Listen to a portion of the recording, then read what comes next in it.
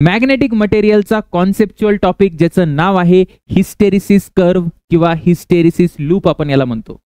यामध्ये कॉन्सेप्च्युअल प्रश्न निर्माण होतात की सर कोएर्सिव्हिटी आणि रिटेंटिव्हिटी काय असते. परमनंट मॅग्नेट आणि इलेक्ट्रोमॅग्नेटसाठी कोएर्सिव्हिटी हाय पाहिजे की लो पाहिजे, रिटेंटिव्हिटी हाय पाहिजे की लो पाहिजे. सर ट्रान्सफॉर्मरच्या कोरमध्ये कुठला मॅग्नेट वापरतात आणि बरंच काही सगळं इन डिटेल बघू आपण. कॉन्सेप्ट क्वेश्चन सगळं डिस्कस करणार आहोत. पटकन चालू करू, वही पेन घेऊन बस कारण आता मजा येणार आहे.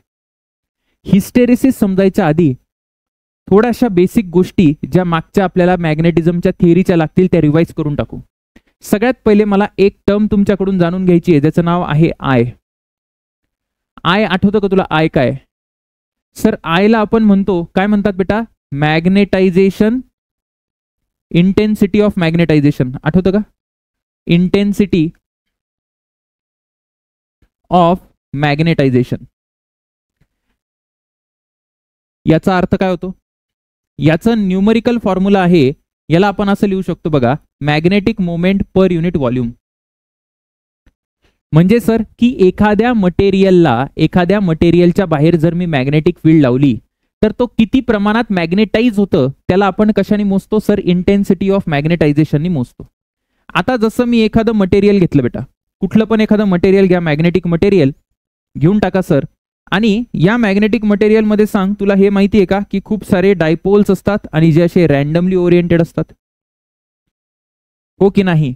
जर मी इथे एक्सटर्नल मॅग्नेटिक फील्ड 0 पकडली म्हणजे मी कुठून बाहेरून मॅग्नेटिक फील्ड लावलेली नाहीये, ठीक आहे, तर तुम्हाला सांग नेट मॅग्नेटिक मोमेंट किती येणार आहे? नेट मॅग्नेटिक मोमेंट असेल सर 0, कारण सगळे कॅन्सल करून टाकतील, एकमेकाला खाऊन टाकतील, रॅन्डम ओरिएंटेड आहे. याचा अर्थ बेटा आय पण किती असायला पाहिजे? आय 0 असायला पाहिजे. इथपर्यंत काही प्रॉब्लेम आहे का? Sir no problem. ठीक आहे, पुढच्या केसमध्ये आपण काय करू की आता मी काय करतो, एक एक्सटर्नल मॅग्नेटिक फील्ड लावतो. एक्सटर्नल मॅग्नेटिक फील्ड ज्याला तुम्ही असं पण लिहायचे कसे sir? Mu into H. Mu म्हणजे काय बेटा? परमिएबिलिटी ऑफ मीडियम आहे, आणि एच म्हणजे काय sir? H. What is H? H ला तुम्ही म्हणतात काय म्हणतात sir? Magnetising force. Magnetising force, और अजून एक शब्द आहे त्याला काय sir? Magnetic field intensity. Magnetic field intensity. जर बाहेरून शिक्षक आले वर्गामध्ये तर काय होतं? सगळे रॅन्डमली बडबड करणारे जे पोरपोरी आहेत बेटा ते सगळे सरांकडे किंवा मॅडमकडे लक्ष द्यायला लागतात आणि क्लास अटेंटिव्ह होतो, अलर्ट होतो. त्याच पद्धतीने या ज्या रॅन्डमली ओरिएंटेड मॅग्नेटिक मोमेंट्स आहेत त्या एकदम सुतासारख्या सरळ होऊन जातात. याचा अर्थ सर आता काय झालंय? आता माझ्याकडे बी एक्सटर्नल नॉन झिरो आहे. बी एक्सटर्नल नॉन झिरो असल्यामुळे आता आपल्याकडे काय झालंय बेटा? जो मॅग्नेटिक मोमेंट आहे ना, नेट मॅग्नेटिक मोमेंट, तो नॉट इक्वल टू 0 आहे. याचा अर्थ सर इथे आय पण नॉट इक्वल टू 0 आहे. म्हणजे मॅग्नेटच्या आतमध्ये एक मॅग्नेटिक फील्ड तयार झाली आहे, ठीक आहे, किंवा मॅग्नेटायझेशन तयार झालंय. म्हणजे मी नेट मॅग्नेटिक फील्ड कशी लिहितो तुला आठवत असेल, हे बेसिक रिव्हिजन आहे पण करणं महत्वाचं आहे. कसं लिहितो सर आपण? तर internal external magnetic field plus internal magnetic field. आठवतं का तुला? एक्सटर्नल म्हणजे बाहेरून जी मॅग्नेटिक फील्ड आहे, इंटरनल म्हणजे याच्या आतमध्ये जे मॅग्नेटिक मोमेंट्स आहेत त्यांच्यामुळे तयार झालेली फील्ड. एक्सटर्नल मॅग्नेटिक फील्डला सर तुम्ही कसं लिहिता? याला असं लिहितो बेटा आपण mu into H. Plus internal magnetic फील्डला आपण कसं लिहितो तुला आठवतं का? त्याला आपण लिहायचो म्यू इंटू आय. ठीक आहे, इथून जर म्यू बाहेर काढला तर तुला दिसत असेल काय आलं सर? H plus I. मजा आली का? अरे असंच होतं की नाही होत? सर 100% असंच होतं. अजून एक गोष्ट आहे की आय ला इंटेन्सिटी ऑफ मॅग्नेटायझेशनला आपण काय लिहायचो तुला आठवत असेल तर? सर इंटेन्सिटी ऑफ मॅग्नेटायझेशनला आपण लिहायचो एक्स इंटू एच. हा एक्स म्हणजे काय सर? याला झीटा म्हणतात. झीटा. झीटा म्हणजे काय सर? हे ससेप्टिबिलिटी आहे ना, ही ससेप्टिबिलिटी जर तुम्हाला थोडंसं आठवत असेल तर हे कोणासाठी लिहितो आपण? पॅरामॅग्नेटिक सबस्टन्ससाठी लिहितो. पॅरामॅग्नेटिक साठी. पण आता एक सांगतो तुम्हाला, I is not equal to magnetic susceptibility into H. ठीक आहे ना? I is not equal to magnetic susceptibility into H. हे कोणासाठी आहे सर? हे फेरोमॅग्नेटिक साठी आहे. फेरोमॅग्नेटिक मटेरियलसाठी. का बरं नसतं सर इक्वल? का बरं इक्वल नसतं? काय गुन्हा केला? पॅरामॅग्नेटिकसाठी हे प्रोपोर्शनल असतात की जेवढी जास्त एच असेल, जेवढा जास्त एच असेल तेवढा जास्त आय असला पाहिजे. जेवढे जास्त टीचर आले, जेवढा स्ट्रिक्ट टीचर आले तेवढं चांगलं डिसिप्लिन असलं पाहिजे क्लासमध्ये. फेरोमॅग्नेटिक मध्ये असं असतं तर, पण डायरेक्ट रिलेशन नाहीये. का नाहीये रिलेशन ते आपल्याला बघायचंय. आणि त्याच प्रॉपर्टीला आपण काय म्हणतो बेटा? हिस्टेरिसिस म्हणतो. हिस्टेरिसिस. आता मी डेफिनेशन रिव्हील करणार आहे हिस्टेरिसिसची. काय डेफिनेशन आहे सर? बघा, ही डेफिनेशन आहे की hysteresis is the lag between the change in magnetic field intensity H आणि काय and magnetic flux density in the magnetic material. यांना असं म्हणायचंय की लॅग आहे, लॅग टीचरच्या येण्यामध्ये आणि क्लासमधल्या डिसिप्लिन मध्ये लॅग आहे. टीचर आले तर लगेच क्लासमध्ये डिसिप्लिन होतं का? नाही नाही नाही नाही नाही. टीचर घेतात, बोर्ड साफ करतात सगळं, तोपर्यंत काही पोरपोरी परत बडबड करत बसा. ए तुझं काय चाललंय, तुझं काय चाललंय, असं झालंय का, तसं झालंय का. मग एखादं डस्टर फेकून मारलं डोक्यात की मग क्लास शांत होतो. याचा अर्थ मॅग्नेटिक फील्ड इंटेन्सिटी किंवा मॅग्नेटायझेशनचा जो फोर्स आहे है ना, जो एच आहे, एच मध्ये आणि कोणामध्ये सर डिफरन्स आहे? एच मध्ये आणि आय मध्ये टाइम लॅग आहे. आणि त्या टाइम लॅगला आपण काय म्हणतो बेटा? त्याला आपण म्हणतो हिस्टेरिसिस. Okay sir. आता चर्चा फार झाली, याचा कर्व कसा काढायचा आहे, सगळ्यात मोठा मुद्दा हाच आहे. तर कर्व काढून टाकू आपण. काही लिहू नको, सगळ्या नोट्स एकदम रेडी आहेत बेटा या लेक्चरमध्ये. तुला काही लिहायची गरज नाहीये, मी पीपीटी बनवून ठेवलाय, तू फक्त लक्ष दे. तर एक वाय एक्सिस काढतो आणि सर एक एक्स एक्सिस काढा. ठीक आहे. एक्स एक्सिस वर काय लिहायचं? एक्स एक्सिस वर लिहायचा एच, मॅग्नेटायझिंग फोर्स जो बाहेरून लावतोय आपण फील्ड, त्याचा कंपोनंट जे काही रिलेशन असतं. आणि इकडे काय सर? मॅग्नेटिक फील्ड किंवा इंटेन्सिटी ऑफ मॅग्नेटायझेशन. इकडे इनपुट आहे बेटा, इकडे आउटपुट आहे. किती मॅग्नेटायझेशन तयार झालेलं आहे एका मॅग्नेटमध्ये मला ते बघायचंय. ठीक आहे. आणि हे सर हे एच काय असतं? एच म्हणजे मॅग्नेटायझिंग फोर्स जो बाहेरून लावलेली जी फील्ड आहे ना तो बेटा. ठीक आहे. आणि हे जो हिस्टेरिसिस कर्व आहे हा कोणासाठी आहे? हा कुठल्याही आयऱ्या गैऱ्या मटेरियलसाठी नाही आहे. कोणासाठी आहे सर? हा फेरोमॅग्नेटिक मटेरियलसाठी आहे. फेरोमॅग्नेटिक, ठीक आहे ना, सबस्टन्स साठी बेटा. फक्त त्याच्यासाठीच ऍप्लिकेबल आहे, अन्यथा कुठल्याही मटेरियलसाठी ऍप्लिकेबल नाही. तर सगळ्यात पहिले आपण सुरू करताना मी म्हणतो की सगळ्यात पहिले झिरो आहे. झिरो काय झिरो आहे सर? बाहेरून कुठलीही मॅग्नेटिक फील्ड लावलेली नाही, जसं मी आधी सांगितलं. तर सर नेट मॅग्नेटिक मोमेंट किती असेल? झिरो असेल. मॅग्नेटिक मोमेंट झिरो झाला म्हणजे आय, इंटेन्सिटी ऑफ मॅग्नेटायझेशन काय झालं सर? झिरो झाला. आता जसं जसं मी एच वाढवतो, जसं जसं एच वाढवतो तसं तसं माझी अपेक्षा काय? तसं तसं आय वाढला पाहिजे, जो की वाढतो बरं का. जसं जसं मी एच वाढवतो तसं तसं आय पण वाढतो. वाढलाय काही प्रॉब्लेम नाही. पण तुम्हाला दिसत असेल की स्ट्रेट लाईनने वाढत नाही, स्ट्रेट लाईनने वाढत नाही, असा कसं तरी वाढतो है ना, कर्व्ड शेपमध्ये वाढतो, पण अजूनपर्यंत वाढतोय, काही प्रॉब्लेम नाही. एका लेवलला जाऊन बेटा इथे जाऊन आहे ना तो सॅच्युरेट होतो. सॅच्युरेट याचा अर्थ काय? की आता एच किती पण वाढवला ना तू तर आय वाढवणार नाही. असं का होतं सर? असं यामुळे होतं कारण की या क्लासमध्ये सपोज जर 50 विद्यार्थी आहे, आता जर मी मॅग्नेटिक फील्ड इंटेन्सिटी किंवा एच जर वाढवला, एच वाढवला म्हणजे काय म्हणायचं मला? एक्सटर्नल फील्ड वाढवली, तर काय होणार आहे? तर या 50 पैकी आधी 40 विद्यार्थ्यांनी लक्ष द्यायला सुरुवात केली, मग 45, पण एकदम जोरात फटके बसल्यावर सगळेच्या सगळे विद्यार्थ्यांनी लक्ष द्यायला सुरुवात केली. याचा अर्थ आता जी मॅग्नेटिक मोमेंट आहे बेटा किंवा इंटेन्सिटी ऑफ मॅग्नेटायझेशन जी आहे पर युनिट व्हॉल्यूम, मॅग्नेटिक मोमेंट पर युनिट व्हॉल्यूम आपण ज्याला म्हणतो, ते कॉन्स्टंट झाली आहे. आता किती स्ट्रिक्ट करणार आहे मी क्लासला? क्लासमध्ये जेवढे व्यक्ती होते त्यांनी लक्ष द्यायला सुरुवात केलेली आहे. आलं का लक्षात? याचा अर्थ इथे ना, इथे आता कुठलीही मॅग्नेटिक फील्ड म्हणजे इंटेन्सिटी ऑफ मॅग्नेटायझेशन वाढणार नाही, हे सॅच्युरेट झाले है ना. याला आपण सॅच्युरेशन पॉइंट म्हणतो. मी सगळे एक्सप्लेन केले, फक्त आधी ग्राफ समजून घ्या.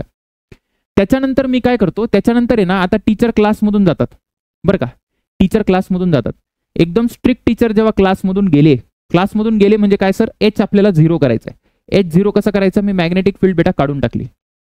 मॅग्नेटिक फील्ड काढून टाकल्यानंतर तुला एक गोष्ट लक्षात येत असेल, काय सर? टीचर वर्गातून गेले म्हणजे आता इथे एच झिरो झाला बघा. या पॉइंटला आहे ना एच झिरो झालेला आहे.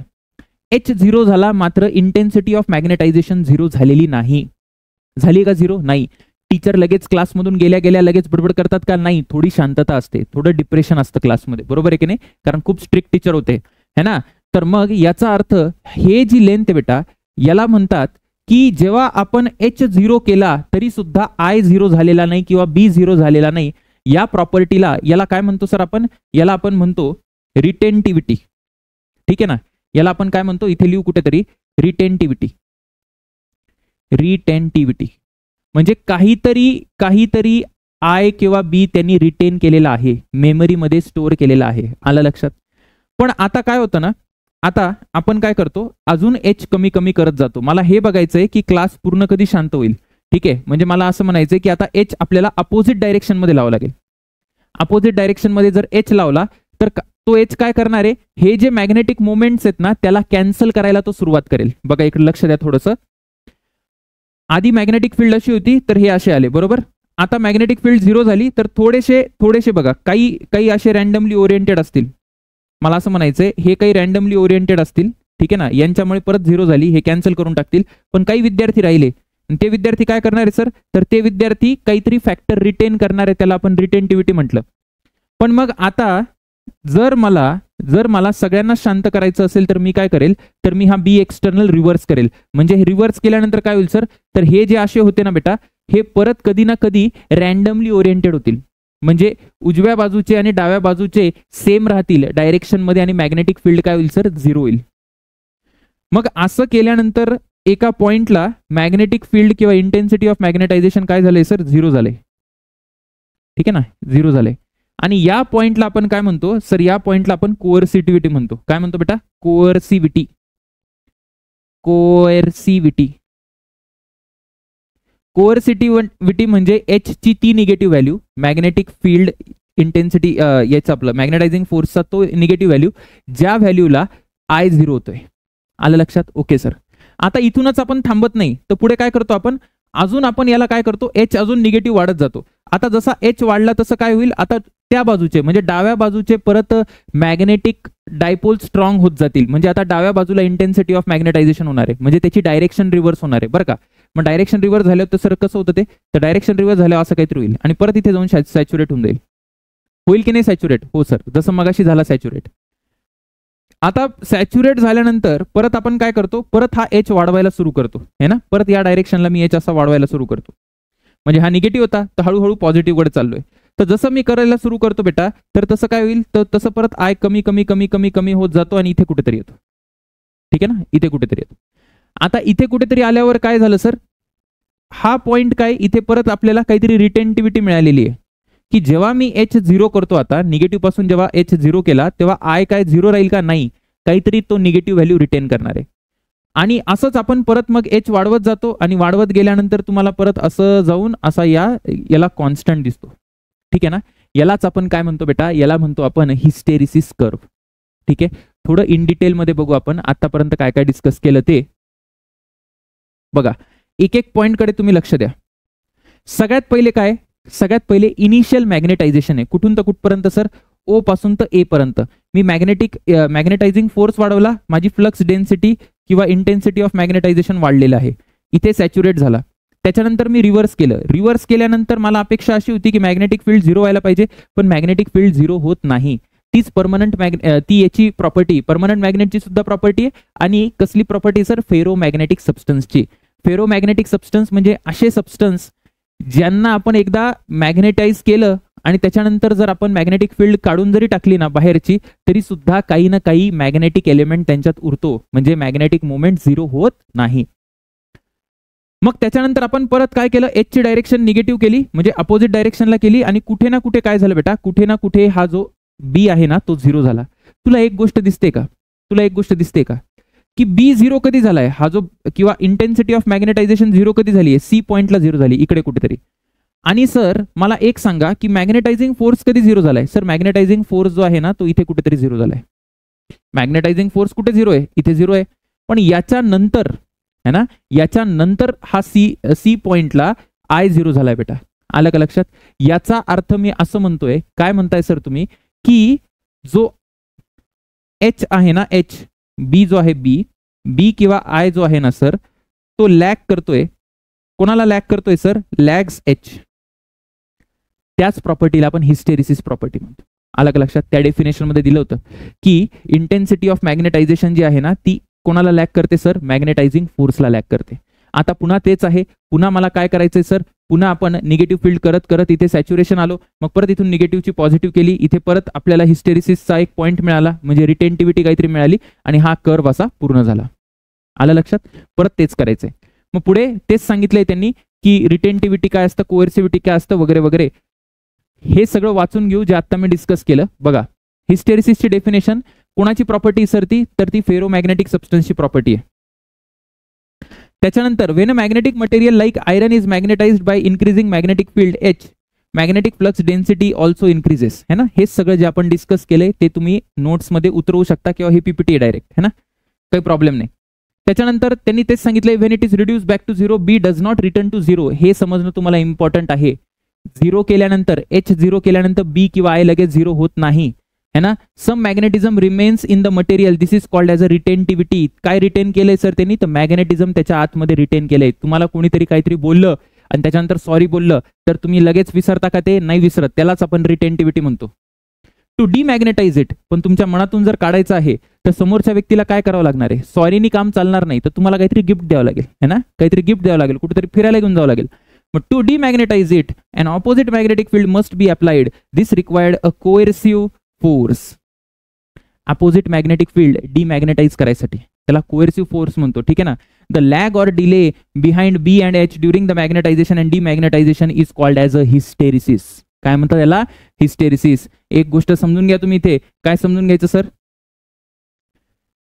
हे जे आहे हे काय, हे मॅग्नेटायझेशन आहे का डिमॅग्नेटायझेशन आहे? सर हे वाला जे आहे हे मॅग्नेटायझेशन आहे बेटा, हे मॅग्नेटायझेशन आहे, ठीक आहे. आणि इथून जे चाललोय आपण हे काय करतोय आपण, हे डिमॅग्नेटायझेशनचा फेज आहे हा, ठीक आहे ना. इथे इथे बघा, इथे डिमॅग्नेटाइज केले, परत एकदा मॅग्नेटाइज केले, पुन्हा एकदा इथे डिमॅग्नेटाइज करायचा प्रयत्न आहे, इथपर्यंत डिमॅग्नेटाइज करायचा आणि परत मॅग्नेटाइज करायचा प्रयत्न आहे ना. हा वाला काय सर, हा वाला डिमॅग्नेटाइज्ड बेटा, डिमॅग्नेटाइज्ड.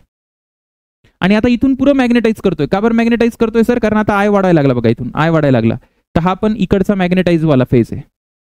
आणि सर इथे इथे पुन्हा डिमॅग्नेटाइज आहे. डिमॅग्नेटाइज का बरं? कारण आय कमी होतोय, मॅग्नेट्यूड मध्ये आय कमी होतोय आणि आपण काय करतोय, बी झिरो करायचा प्रयत्न करतोय, म्हणजे हा एच झिरो करतोय हळूहळू, डिमॅग्नेटाइज्ड आहे. एक महत्वाचा मुद्दा अजून एक सांगायचा आहे. काय सर? की जर मला कोणी विचारलं की एचच्या व्हॅल्यूला तुला बी ची व्हॅल्यू सांगता येईल का, एचच्या व्हॅल्यूला तुला बी ची किंवा आय ची व्हॅल्यू सांगता येईल का? जर पॅरामॅग्नेटिक सबस्टन्स असेल तर पॅरामॅग्नेटिक सबस्टन्सला आपण डायरेक्ट सांगू शकतो. कसं सांगू शकतो? आय इज इक्वल टू असतो बेटा X into H, zeta into H असतो. कोणासाठी सर? पॅरामॅग्नेटिकसाठी. याचा अर्थ जर एच माहिती असेल तुला तर आय सुद्धा तुला सांगता येईल, बरोबर आहे. पण इथे तसं होत नाही. का होत नाही? नीट लक्ष द्या. जर मी तुम्हाला म्हटलं की काहीतरी माझ्याकडे मॅग्नेटिक फील्ड आहे, काही पण मॅग्नेटिक फील्ड आहे, सपोज मी बोललो बेटा तुला की इथे मॅग्नेटिक फील्ड किंवा मॅग्नेटायझिंग फोर्स एवढा आहे, तर याच्यासाठी बघा किती व्हॅल्यू आहे. ही एक व्हॅल्यू आहे ग्रीन कलरच्या ग्राफची, आणि अजून एक व्हॅल्यू बघा, ही वाली व्हॅल्यू आहे. तुम्हाला एका एच साठी दोन दोन व्हॅल्यू दिसतायत की नाही? मग फक्त आणि फक्त एचच्या व्हॅल्यू डिपेंड करत नाही आय किंवा बी. मग कशावर डिपेंड करतो सर? हिस्ट्रीवर पण डिपेंड करतो. हिस्ट्रीवर म्हणजे त्याला कसं आणलंय, तुम्ही नक्की कसं जाताय. आता तुम्ही असं इकडून इकडं जाऊन असं रिटर्न यायला लागले का, असं रिटर्न येऊन परत इकडून जायला लागले, हे पण मॅटर करेल. म्हणजे कुठून आला, पाथ पण मॅटर करतो, है ना, पाथ पण मॅटर करतो. म्हणून फेरोमध्ये बेटा, फेरोमॅग्नेटिक मटेरियल मध्ये पाथ किंवा हिस्ट्री मॅटर करते. त्यामुळे आपण हे रिलेशन नाही लिहू शकत सर. कुठलं रिलेशन नाही लिहू शकत? I is not equal to X into H. लक्षात ठेवशील, हे फेरोमॅग्नेटिकला लिहिता येत नाही. काही तुम्हाला अजून डेफिनेशन्स आहेत, त्या डेफिनेशन्स एकदम क्लिअर असल्या पाहिजे. रिटेंटिव्हिटी काय म्हणजे sir? Ability of a material to retain the magnetisation after magnetising field is removed. त्याच पद्धतीने कोअर्सिव्हिटी म्हणजे काय? आपल्याला झिरो करायचंय. Reverse magnetic field required to magnetisation bring magnetisation to zero. त्याच्यानंतर हिस्टेरिसिस लॉस. बघा, या संपूर्ण प्रक्रियेमध्ये जे आहे ना, ती एनर्जी लॉस होते. एनर्जी लॉस का बरं? मी इकडून इकडे गेलो, याला मॅग्नेटाइज केलं बरं का, परत इकडे आलो सर, आणि याला डिमॅग्नेटाइज केलं, म्हणजे एच झिरो केला, पण तरी अजून आय झिरो झालेला नाहीये. मग मी काय करतो ना, रिव्हर्स मॅग्नेटिक फील्ड करतो. बघ, रिव्हर्स मॅग्नेटिक फील्ड केली मी. आता मॅग्नेटिक फील्ड रिव्हर्स करून मला काहीतरी फोर्स लावा लागला किंवा काहीतरी रिव्हर्स मॅग्नेटिक फील्ड लावा लागली, तेव्हाच माझा आय झिरो होणार इकडे कुठेतरी. याचा अर्थ मला काहीतरी वर्क डन करावं लागेल सर, काहीतरी एनर्जी स्पेंड करावं लागेल. त्याच एनर्जीला आपण एनर्जी लॉस म्हणतो. आणि तो एनर्जी लॉस जो आहे ना, तो या ग्राफच्या एरियाने निघतो बेटा. पूर्ण सायकलमध्ये जो काही एनर्जी लॉस आहे ना, तो या ग्राफच्या एरियाने निघतो. ठीक आहे, आलं लक्षात? Okay sir. तसंच बघा, इथे मॅग्नेटाइज केलं तू, काही प्रॉब्लेम नाही. पण आता इथे परत डिमॅग्नेटाइज करायला, याला डिमॅग्नेटाइज करायला एक्स्ट्रा मला वर्क करावं लागलं. इथे एक्स्ट्रा एनर्जी इथे गेली. हे लक्षात ठेवा, energy lost per cycle area of the BH loop. जेवढा जास्त एरिया तेवढा जास्त एनर्जी लॉस बेटा, है ना. म्हणजे असं मी म्हणतो, एरिया जेवढा जास्त सर तेवढा एनर्जी लॉस पण जास्त असणार. आता हे महत्वाचं आहे, हे महत्वाचं आहे. काय सर हे? की सॉफ्ट मॅग्नेटिक मटेरियल आणि हार्ड मॅग्नेटिक मटेरियल दोन मटेरियल असतात आणि या हिस्टेरिसिसचा कसा फायदा होतो बघा. सॉफ्ट म्हणजे काय? Materials that can be easily magnetized and demagnetized. ट्रान्सफॉर्मरच्या कोरमध्ये असे आपण मटेरियल वापरतो. ट्रान्सफॉर्मर काय करावं लागतं सर? अल्टरनेटिंग करंटचा सप्लाय असतो, सारखं प्लस मायनस होत असतं. म्हणजे मॅग्नेटिक फील्डची पण डायरेक्शन सारखी बदलणार आहे. आलं लक्षात? इलेक्ट्रोमॅग्नेट्स आहे, इलेक्ट्रोमॅग्नेट्समध्ये पण सॉफ्ट आपल्याला मॅग्नेट वापरावं लागतात. का सर? इलेक्ट्रोमॅग्नेटिक म्हणजे काय सर? की एखाद्या कॉईल मधून आपण करंट पास केला तर ती मॅग्नेट सारखी बिहेव करेल. कॉईल बंद केलं मॅग्नेट खल्लास, कॉईल बंद केलं तर मॅग्नेट खल्लास. आलं लक्षात? म्हणजे चालू बंद असं वालं. ट्रान्सफॉर्मरचे कोर, ट्रान्सफॉर्मर मधून पण करंट बदलतो. करंट बदलला म्हणजे काय? परत एकदा तिथे फास्ट वाले मॅग्नेट पाहिजे, म्हणजे चालू बंद असं पाहिजे. इलेक्ट्रिक मोटरमध्ये पण हे वापरतात. मग आपल्याला चालू बंद वाले पाहिजे, म्हणजे जेव्हा करंट आहे तेव्हा मॅग्नेटिक काय म्हणतात, करंटची दिशा बदलली तर मॅग्नेटिक फील्डची दिशा बदलायला पाहिजे. करंट झिरो झाला तर मॅग्नेटिक फील्ड झिरो व्हायला पाहिजे, है ना. तर मग याचा अर्थ sir, hysteresis loop energy loss काय पाहिजे? तर एनर्जी लॉस बेटा कमी पाहिजे, है ना. लेस म्हणजे काय म्हणतो? लेस एरिया किंवा आपण याला म्हणू स्मॉल. कारण जेवढा हिस्टेरिसिस लूप मोठा असेल ना, जेवढा मोठा असेल ना, तेवढा एनर्जी लॉस जास्त असेल. तुम्ही विचार करा, ट्रान्सफॉर्मर मध्ये बेटा सारखं एसीचा सप्लाय सारखा असा होत असतो. याचा अर्थ मॅग्नेटिक फील्ड पण डायरेक्शन बदलणार आहे. आता जर डायरेक्शन बदलायची असेल, आधी अशी मॅग्नेटिक फील्ड होती, मग परत डायरेक्शन बदलायला जर मला हेच करावं लागतंय, माझा जर ग्राफचा एरिया जास्त येतोय, याचा अर्थ एनर्जी लॉस होतोय, जे मला परवडणार नाही. बरोबर आहे. त्याच्यानंतर कोएर्सिव्हिटी म्हणजे काय? मॅग्नेटिक फील्ड झिरो व्हायला मला काय करावं लागेल? वर्क डन करावं लागेल असं पाहिजे का मला? तर बिलकुल नाही. म्हणजे कोएर्सिव्हिटी पण काय पाहिजे बेटा? लेस पाहिजे. आलं लक्षात? रिटेंटिव्हिटी काय सर? फिंटेटिव्हिटी बिलकुल नकोय मला. म्हणजे हे पण काय पाहिजे बेटा? लेस पाहिजे, है ना. असं का बरं? मी परत एकदा सांगतो, कारण रिटेंटिव्हिटी जर हाय असेल ना, तर मी जर का कधी मला मॅग्नेटिक फील्ड झिरो पाहिजे असेल, इलेक्ट्रोमॅग्नेटमध्ये जर मी करंट बेटा बंद केला ना, तरी ते इलेक्ट्रोमॅग्नेटमध्ये काहीतरी मॅग्नेटिझम शिल्लक राहील. असला मला फालतू प्रकार नकोय. म्हणून इथे रिटेंटिव्हिटी पण नको आणि कोएर्सिव्हिटी तर बिलकुल नको. कारण मला एक्स्ट्रा वर्क नाही करत बसायचंय परत ती मॅग्नेटिक फील्ड काढायला जी रिटेन झाली ती. परमेबिलिटी ही हाय पाहिजे. परमेबिलिटी का बरं हाय पाहिजे सर? कारण जेवढी परमेबिलिटी जास्त आहे ना, तेवढी मॅग्नेटिक फील्ड असते. आणि आपल्याला तुम्हाला माहिती आहे, ट्रान्सफॉर्मरच्या कोर मध्ये वगैरे सॉफ्ट आयरन वगैरे वापरतात, कारण आयरनची परमेबिलिटी काय असते बेटा? हाय असते. ठीक आहे. त्याच्यानंतर सर हार्ड मॅग्नेट असतात. हार्ड मॅग्नेट म्हणजे काय? हार्ड मॅग्नेट म्हणजे असे मॅग्नेट जे डिफिकल्ट आहे मॅग्नेटाइज करायला आणि डिमॅग्नेटाइज करायला. म्हणजे काय ना, त्यांची परमनंट प्रॉपर्टी रिटेन केली पाहिजे. म्हणजे इंटेन्सिटी जी आहे, मॅग्नेटिक इंटेन्सिटी जी आहे किंवा मॅग्नेटिक फील्ड आपण जे काही म्हणतो त्याला, तर ती त्यांनी रिटेन केली पाहिजे.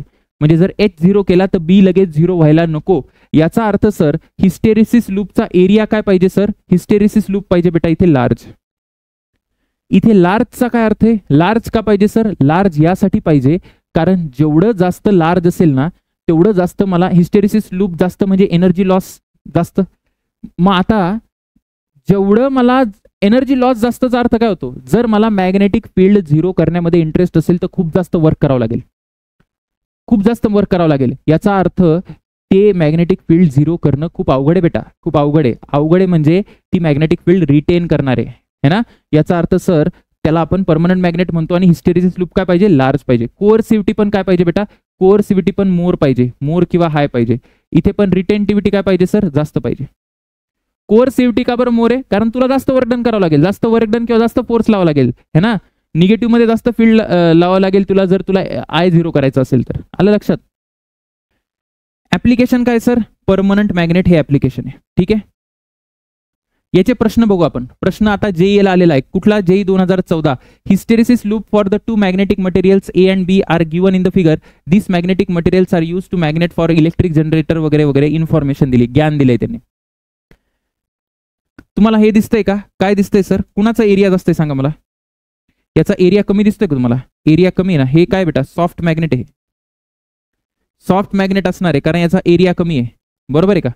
ओके सर, आणि याचा एरिया जास्त आहे. हे कुठलं मॅग्नेट आहे सर, हार्ड मॅग्नेट आहे, हार्ड मॅग्नेट आहे.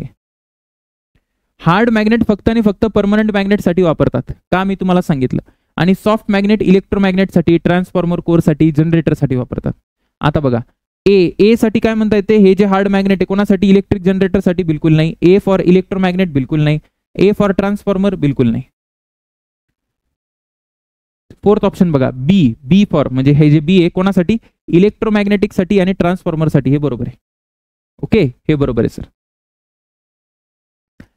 पुढचं बघा, which of the following statement is incorrect. आपल्याला इनकरेक्ट विचारले हिस्टेरिसिस बद्दल. This effect is common to all ferromagnetic substance. Yes, हे बरोबर आहे बेटा, इनकरेक्ट नाही आहे. ठीक आहे, सगळ्या फेरोमॅग्नेटिक सबस्टन्सची प्रॉपर्टी असते.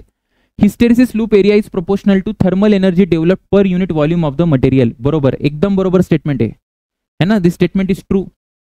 हिस्टेरिसिस लूपचा जितका जास्त एरिया असेल ना, तेवढा thermal energy per unit volume जास्त लागते है ना, मॅग्नेटिक मटेरियलमध्ये लॉस जास्त होतो. Hysteresis loop area is independent of thermal energy develop. Independent नसतं, म्हणजे हे बरोबर आहे, म्हणजे हे इनकरेक्ट स्टेटमेंट आहे. इनकरेक्ट आहे, डिपेंड करतं एरियावर. The shape of the hysteresis loop is characteristics of material. हे पण बरोबर आहे ना. प्रत्येक मटेरियलसाठी, कारण त्याची मॅग्नेटिक प्रॉपर्टी वेगवेगळी असते म्हणून त्याचा ग्राफ पण वेगवेगळा येतो. पुढे बघा, पुढे काय म्हटलंय sir, the material of permanent magnet has. Permanent मॅग्नेटला काय लागतं तर रिटेंटिव्हिटी आणि कोअर्सिव्हिटी दोन्ही चांगलं पाहिजे. हाय रिटेंटिव्हिटी आणि हाय कोअर्सिव्हिटी, एकदम बरोबर. The material electromagnet. इलेक्ट्रोमॅग्नेट म्हणजे कसं आहे सर, इलेक्ट्रोमॅग्नेट म्हणजे करंट. बघा, इलेक्ट्रोमॅग्नेट म्हणजे कसं, जोपर्यंत करंट आहे, करंट नॉट इक्वल टू 0 आहे, तोपर्यंत माझ्याकडे असं मॅग्नेट म्हणून त्यांनी काम केलं पाहिजे, बरं का. मात्र ज्या वेळेस माझ्याकडे करंट काय झाला सर, आता करंट जर मी 0 करून टाकला बेटा, करंट 0 झाला, तर मॅग्नेटायझेशन किंवा मॅग्नेट काय व्हायला पाहिजे, बी पण काय व्हायला पाहिजे सर, 0 व्हायला पाहिजे. तर असं शहाणं मॅग्नेट कुठलं असतं, असं शहाणं मॅग्नेट म्हणजे सर त्याची रिटेंटिव्हिटी आणि कोअर्सिव्हिटी दोन्ही काय कमी आहे. आलं. पुढचा प्रश्न बघू. या प्रश्नामध्ये बघा, मोठा प्रश्न वाटतो पण सोपा आहे. एकीकडे आपल्याला काय दिले, एकीकडे आपल्याला एक्सटर्नल मॅग्नेटिक फील्ड दिली आहे आणि आपल्याला आतमध्ये किती मॅग्नेटिक फील्ड तयार झाली त्याचा ग्राफ दिलाय, जो मगाशी मी तुम्हाला काढून दाखवला होता. ठीक आहे, आणि हे फेरोमॅग्नेटिक साठी आहे. त्यांचा प्रश्न असा आहे की त्यांना परमनंट मॅग्नेट बनवायचं आहे. ठीक आहे ना, परमनंट मॅग्नेट. हेच सगळी इन्फॉर्मेशन जे मी तुम्हाला सांगितलं ते दिली आहे. परमनंट मॅग्नेटसाठी काय काय असतं बघा. परमनंट मॅग्नेटसाठी दिदी असतं आर जास्त पाहिजे, रिटेंटिव्हिटी आणि कोअर्सिव्हिटी पण जास्त पाहिजे. सर असं का बरं, आर आणि सी का बरं जास्त पाहिजे, मगाशी जसं सांगितलं की परमनंट मॅग्नेटनी त्याच्या प्रॉपर्टीज रिटेन केल्या पाहिजे. बरोबर आहे, ओके सर. मॅग्नेटिझम त्याला उरलं पाहिजे बेटा, याचा अर्थ ऑप्शन येणार आहे बी. काय डाऊट, काही डाऊट नाही. काही प्रॉब्लेम असेल, डाऊट असेल, फीडबॅक असेल, कमेंट असेल, कमेंट सेक्शनमध्ये बिंदास मेन्शन कर, मी त्याचा रिप्लाय करीन. अभ्यास करत रहा. All the best.